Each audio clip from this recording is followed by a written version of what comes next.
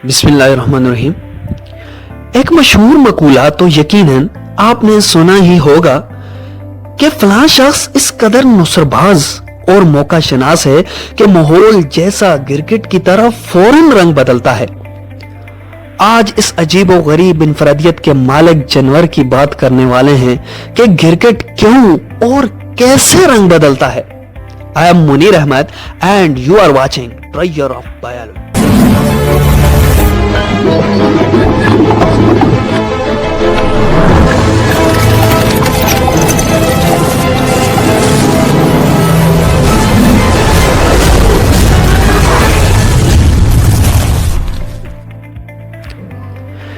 Cricket چھپکلی کے خاندان کا منفرد رکن ہے، اس کو انگلش میں کیمیلین اور سائنسی یا زولوجیکلی کیمیلیونیڈی کہتے ہیں۔ کیمیلین لاطینی زبان کا لفظ ہے جس کا مطلب ہے زمین کا شیر یا لائن آف لینڈ۔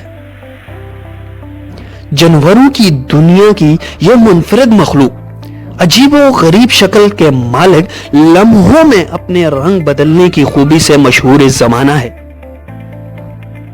اس کی لمبی زبان، چپٹا جسم اور 20 سیکنڈ میں ماحول جیسی چادر اوڑھ کر دوسرے جانوروں کو چکمہ دینا کرکٹ کو جانوروں کی دنیا میں ممتاز کرتا ہے۔ قدرت کا یہ حسین شاہکار گرم علاقوں، صحراؤں، پہاڑوں پر پایا جاتا ہے۔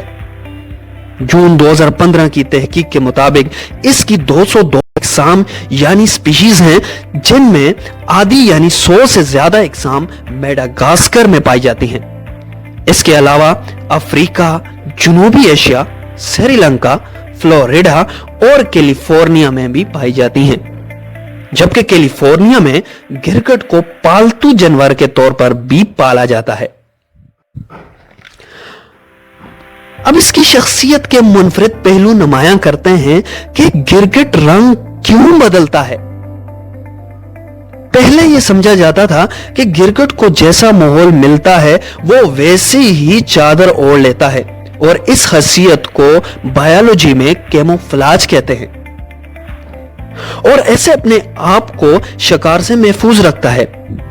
لیکن ڈاکٹر ڈینیل فلان نے جدید تحقیق کے بعد بتایا کہ اس کے رنگ بدلنے کی اصل وجہ دوسرے ساتھی کرکٹ سے بات چیت یا کمیونیکیٹ کرنا اور اپنے درجہ حرارت کو یکساں رکھنا مقصود ہے۔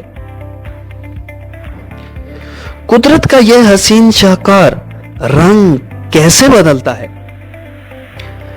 2015 میں سوئٹزرلینڈ کی یونیورسٹی آف جنیوا میں ڈاکٹر ڈینیل فلان نے تحقیق کے بعد بتایا ہے کہ کرکٹ کی جلد بہت سی تہوں پر مشتمل ہوتی ہے، اور ان لیئرز میں خاص خلیے یا سیلز پائے جاتے ہیں جو سورج سے آنے والی روشنی سے خاص ویو لینتھ کی شعاعوں کو جذب کرتی ہے، اور کچھ کو منعکس یا ریفلیکٹ کرتی ہیں جو رنگوں کی صورت میں ظاہر ہو کر ہماری نگاہوں کو تسکین دیتی ہیں۔ کرکٹ کی جلد کی سب سے باہر والی تہ شفاف ٹرانسپیرنٹ ہوتی ہے، اور اس کے نیچے کچھ مخصوص پیلے رنگین مادے پائے جاتے ہیں جن کو سائنسی زبان میں پگمنٹس یا زینتھوفورس کہتے ہیں۔ ان پگمنٹس کے نیچے مخصوص خلیے یا کرسٹلز پائے جاتے ہیں جو 130 نینو میٹر اور گوانین سے مل کر بنتے ہیں۔ یہ کرسٹلز ایک خاص ترتیب سے ایک دوسرے کے ساتھ ملے ہوئے ہوتے ہیں جن کو ریڈیوفور کا نام بھی دیا جاتا ہے۔ کرکٹ کا لمحوں میں رنگ کا بدل جانا انہی ریڈیوفور کی شکل اور ترتیب میں تبدیلی کے سبب ہوتا ہے۔